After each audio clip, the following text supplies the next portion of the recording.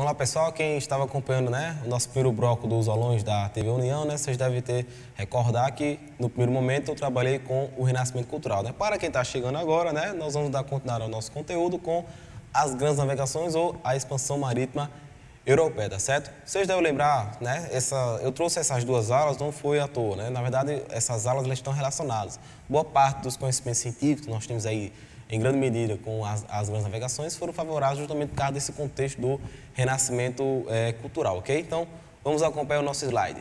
Nós temos aí, as grandes navegações no século XV e século XVI. Perceba que está inserido no mesmo contexto do renascimento cultural, pessoal? Então, nós temos aí, as motivações que impulsionaram a expansão marítima europeia, as grandes navegações, que foi o momento em que as nações europeias elas se lançaram ao mar, se lançaram ao Oceano Atlântico em busca de novas rotas comerciais para chegar ao riquíssimo comércio de especiarias lá nas Índias, Nós temos aí, a mentalidade mercantil da burguesia, Vocês devem lembrar que a burguesia, nesse sentido, ela é uma classe social que ela vive do comércio, daí essa perspectiva da mentalidade mercantil. Nós temos o espírito cruzadista, Esse espírito cruzadista de desbravar novos territórios, de se expandir, e a busca pelas especiarias. Nesse caso aqui, nós temos aqui uma explicação econômica, Vocês não devem esquecer que uma das motivações das grandes navegações da expansão marítima foi justamente o que? A busca pelas especiarias, O que eram essas especiarias? Era pimenta, era noz moscada, era gengibre. É interessante, vem pra cá. Olha o que o Deus vai dizer agora. Você deve estar pensando, gengibre, só sair lá da Europa atrás de gengibre, de pimenta, noz moscada, porque isso hoje em dia são produtos que a gente encontra num preço barato, extremamente barato. Mas no contexto aí da expansão marítima, esses produtos eles eram extremamente valiosos, pessoal. É só vocês lembrarem, por exemplo, que durante esse período não existia, por exemplo, geladeira, não existia gelo para você conservar os alimentos. Então, as pessoas comiam o quê? Muitas vezes, alimentos às vezes estragados, alimentos com mau cheiro, alimentos com mau gosto. Então, as pessoas aliviavam o mau cheiro e o mau gosto dos alimentos com essas especiarias. Então, é por isso que elas tinham um alto valor econômico. E como essas especiarias, em grande medida, elas não eram encontradas na Europa, ou seja, não eram produzidas na Europa, eles compravam essas especiarias no Oriente, então elas chegavam na Europa com um preço bastante elevado. Então, o comércio de especiarias, ele era altamente lucrativo, ok, pessoal? Então, vamos contar o nosso slidezinho, vamos acompanhar lá. Nós temos aí as condições favoráveis para as grandes navegações. A seção da burguesia, Percebam, tanto no Renascimento como nas grandes navegações, nós temos aí uma seção dessa classe social que é a burguesia. Um fator importantíssimo, que eu ainda vou frisar isso aqui para vocês, os processos de centralização política, ou seja, o momento em que os estados eles ficam unificados e surgem as monarquias absolutistas, e a aliança entre o rei e a burguesia, porque justamente essas duas classes elas se aliam porque elas têm interesse com a expansão marítima.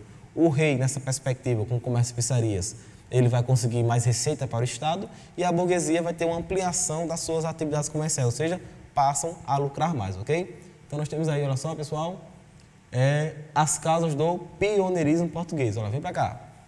Dentro desse processo de expansão marítima, quando as nações europeias elas se lançaram ao mar, eu coloquei aqui as nações europeias, mas a primeira nação a se lançar ao mar foi Portugal. Então nós temos aí alguns motivos importantes que levaram esse pioneirismo português. Nós temos a questão da localização geográfica, nós temos os conhecimentos científicos do período, nós temos as grandes inovações tecnológicas, a escola de Sagres, mas eu coloco isso como fatores secundários, porque, na verdade, o principal fator que favoreceu para a expansão marítima portuguesa, não esqueça, pessoal, foi o processo de centralização política precoce. Como Portugal foi a primeira nação a centralizar o seu poder político, ela também foi a primeira nação a iniciar o seu processo de expansão marítima, seguida Espanha, depois nós temos aí França, nós temos a Inglaterra. Então, vamos acompanhar lá o nosso esqueminha. Nós temos aí, as causas do pioneirismo português. Localização geográfica. Lembre-se que Portugal está na Península Ibérica, já está projetada para o mar. Mas se você também prestar atenção, a Espanha também está na Península Ibérica. A Espanha também tem uma localização geográfica favorável. A Inglaterra também tem localização geográfica favorável. A França, a Itália. Então, por que essas nações, mesmo tendo essas mesmas condições geográficas de Portugal, não se lançaram ao mar? Então, por isso que eu coloco a localização geográfica como um fator secundário. Portugal já tinha experiência com navegação. Só vocês lembrarem, por exemplo, que Portugal já fazia pesca do bacalhau nesse período. A escola de Sagres, olha só, vem para cá, pessoal. Vocês não pensem que a Escola de Sagres era assim, uma instituição, era uma escola de marinheiros em que as pessoas iam lá para aprender técnica de navegação. Na verdade, a Escola de Sagres, ela representa o conhecimento marítimo, o conhecimento de navegação que se tinha no período. Então, muitas vezes, esse conhecimento se dá por meio de conversas entre pescadores, entre marinheiros, tá certo? Então, não pensem que a Escola de Sagres era uma instituição, né? Como nós temos o conceito hoje em dia. Mas a Escola de Sagres representa o quê? O conhecimento náutico que se tinha no período. Vamos voltar para lá. Aí nós temos aí as inovações tecnológicas, como a bússola, o astrolábio, o sextante, a caravela, que eu vou mostrar a imagem para vocês. Agora vejam só, pessoal, que eu coloquei até entre parênteses, a precoce centralização política de Portugal foi o principal fator que favoreceu ao processo de expansão marítima, certo? Não esqueçam disso, pessoal. Portugal foi a primeira nação a se projetar no mar, a iniciar as suas grandes navegações, porque ela foi a primeira nação a centralizar o seu poder político. Vem para cá. Aí você pode estar se perguntando, tio Gil, por que essa precoce centralização política é tão importante para o processo de expansão marítima? Vou responder agora. Porque com o poder centralizado, justamente esse poder centralizado foi responsável por canalizar os recursos econômicos para se investir na expansão marítima. Então, como você tinha, por exemplo, qual era a situação da Espanha nesse período? A Espanha estava fragmentada do ponto de vista político e ainda estava lutando na Península Ibérica para expulsar quem? Os mouros, né? Expulsar os muçulmanos. Então, como é que Espanha, com um poder político fragmentado e também ainda envolvido em conflitos, ela ia iniciar o seu processo de expansão marítima? Então, Portugal, além de ter o seu poder centralizado, ela estava passando por paz interna. Portugal não estava brigando com ninguém. Então, esse foi um dos fatores, né? Na verdade, os principais fatores que favoreceram para o pioneirismo português, ok? Vamos dar continuidade.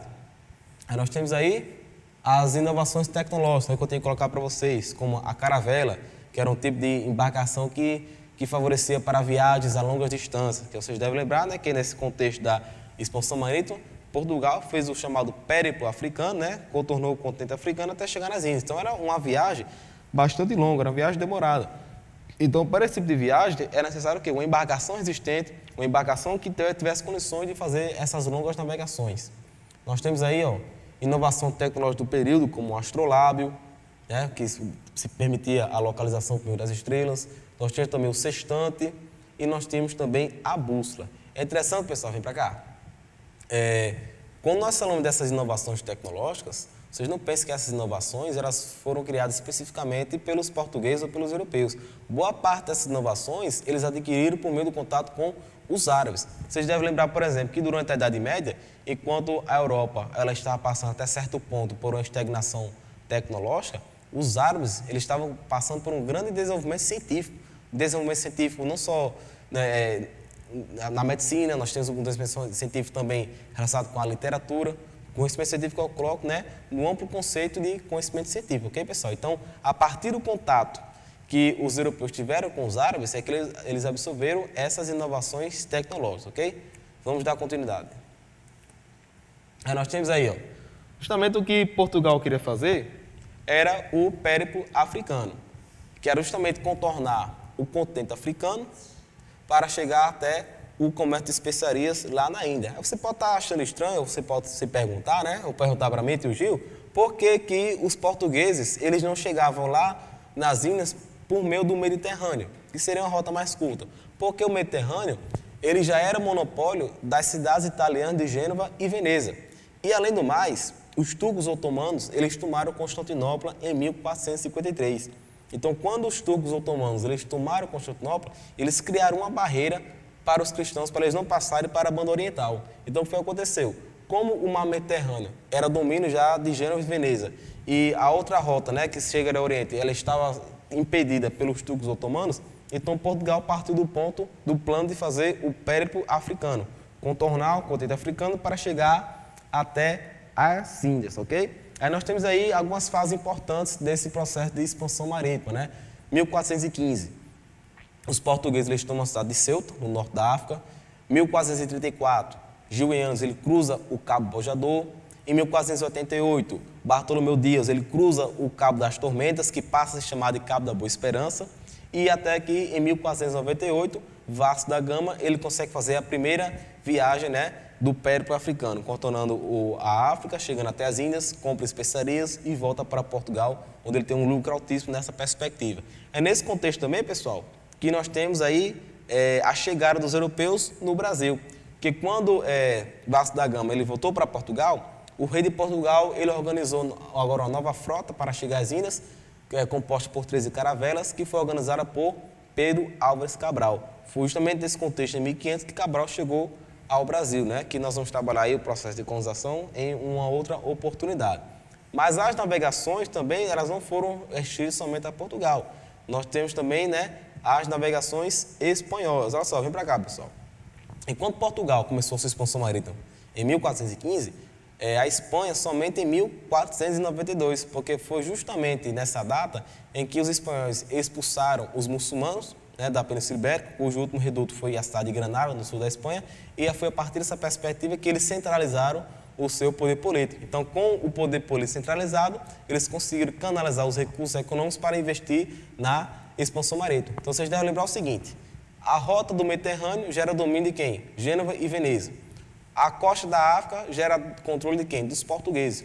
Então, os espanhóis, né, eles partiram do plano de quê? De fazer o chamado a circunnavegação, fazer a circunferência da Terra para chegar até as ilhas, ou seja, navegar em direção ao oeste, a partir desse contorno chegar ao comércio de especiarias lá no Oriente, tá certo? Então, o que foi que aconteceu?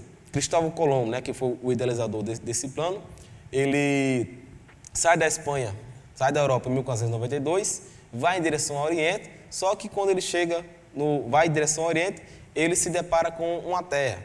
Essa terra seria o que hoje nós conhecemos como América. Só que Cristóvão Colombo, ele chegou à América pensando que havia chegado aonde?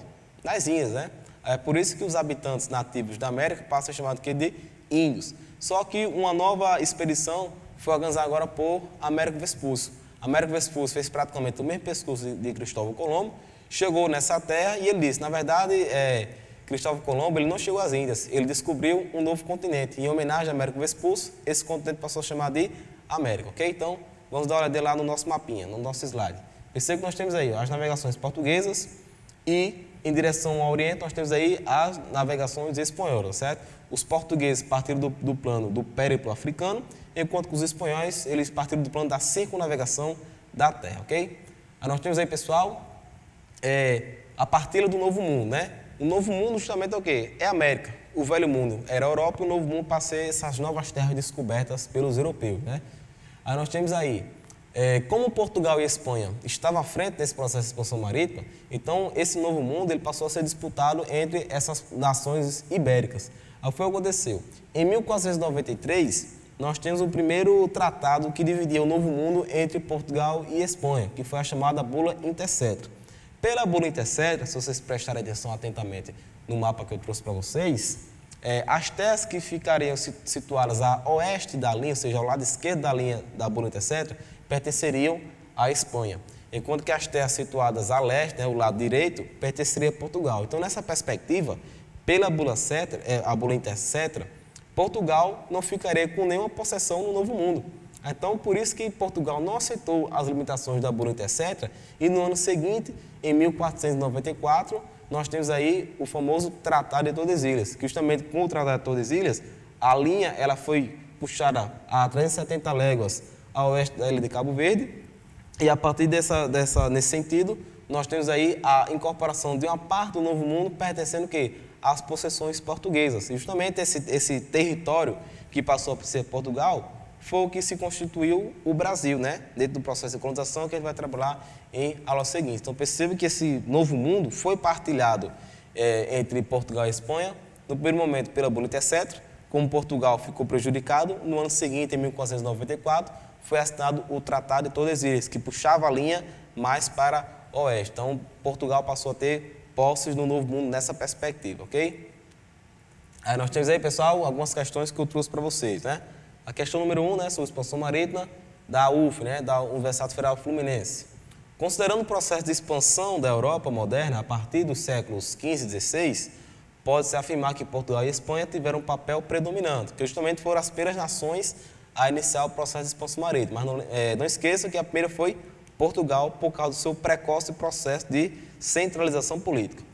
Esse papel, entretanto, dependeu em larga medida de uma rede composta por interesses. Nós temos aí, ó, a alternativa A, políticos, inerentes à continuidade dos interesses feudais de Portugal, intelectuais, associados ao desenvolvimento da imprensa, do hermetismo e da astrologia no mundo ibérico, econômicos, vinculados aos interesses italianos na Espanha, nos quais a presença de Colombo é um exemplo, e sociais, vinculados ao poder do clero na Espanha. Na verdade, essa questão ela faz uma confusão de alguns elementos. Tem um interesse político, sim, porque o rei, como ele tem o seu poder centralizado, ele quer mais receita para o Estado. Então, nós temos a associação de um fator político e também econômico, né? Mas a questão ela traz aí algumas incoerências. Alternativa B. Políticos vinculados ao processo de fragmentação política das monarquias absolutistas ibéricas. Muito pelo contrário, pessoal. A fragmentação não favoreceu para a expansão marítima, muito pelo contrário. A centralização política que favoreceu para o processo de expansão marítima, né? Então, essa aí já está eliminada. Vamos para C. Políticos vinculados às práticas racistas que envolviam a atuação dos comerciantes ibéricos no Oriente. Fator político relacionado com racismo, então já fica um pouco incoerente isso, né, pessoal? Vamos para D. Políticos associados ao modelo republicano desenvolvido no Renascimento italiano. Na verdade, nem existia república na Itália no período. Durante o Renascimento, a Itália ainda era um estado fragmentado. Como disse para vocês, a Itália só se unificou no século XIX, né, ali por volta de 1870. Então já elimina essa questão. E nós temos aí a alternativa E, políticos, vinculados ao fortalecimento da centralização dos estados ibéricos, muito correto isso, como eu tinha colocado para vocês. Estados ibéricos, pessoal, quando vocês se depararam com a questão, faz referência a Portugal e a Espanha, né, que são os estados que estão localizados na Península Ibérica. Econômicos, provenientes do avanço das atividades comerciais, justamente, né? As atividades comerciais se expandem, principalmente com o comércio de especiarias. Vocês não devem esquecer que a burguesia também tem interesse com essa expansão comercial. Religiosos, relacionados com a importância do papado na Península Ibérica. E intelectuais, decorrentes dos avanços científicos da Renascença, muito correto, e que viram na expansão a realidade de suas teorias sobre geografia e astronomia, é o que responde a nossa questão, ok, pessoal? Nós temos aí agora a nossa questão 2. Os cosmógrafos e navegadores de Portugal e Espanha procuram situar estas costas e ilhas da maneira mais conveniente aos seus propósitos. Os espanhóis situam-nas mais para o Oriente, de forma a parecer que pertencem ao imperador Carlos V. Os portugueses, por sua vez, situam-nas mais para o Ocidente, pois deste modo entrariam em sua jurisdição. Justamente esse fragmento mostra a divisão do Novo Mundo entre Portugal e Espanha, né? Como disse que tinha colocado para vocês. Pela bula Intercétrio, né? As terras a oeste pertenceriam à Espanha, enquanto que as terras ao leste, né? A banda mais ocidental, pertenceriam a Portugal. Como Portugal saiu prejudicado com a bula Intercétrio, no ano seguinte foi assinado o Tratado de Tordesilhas, que puxava a linha mais para o oeste, fazendo com que parte do que hoje nós conhecemos como Brasil pertencesse às possessões portuguesas. Nós temos aí, o texto remete diretamente à alternativa A, a competição entre os países europeus retardatários na corrida pelos descobrimentos. Na verdade, foi uma disputa entre Portugal e Espanha.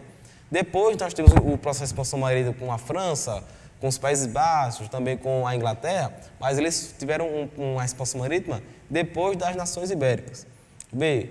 Aos esforços dos cartógrafos para mapear com precisão as novas descobertas. Não, na verdade o texto, ele representa o quê? Uma disputa, né? Uma disputa territorial. C.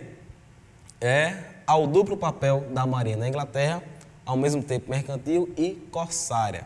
Na verdade, nós vamos ter uma atuação da Inglaterra a posteriori, tá certo? O texto, lembre-se, quando vocês forem responder a questão, devem estar atentos ao que o texto pede.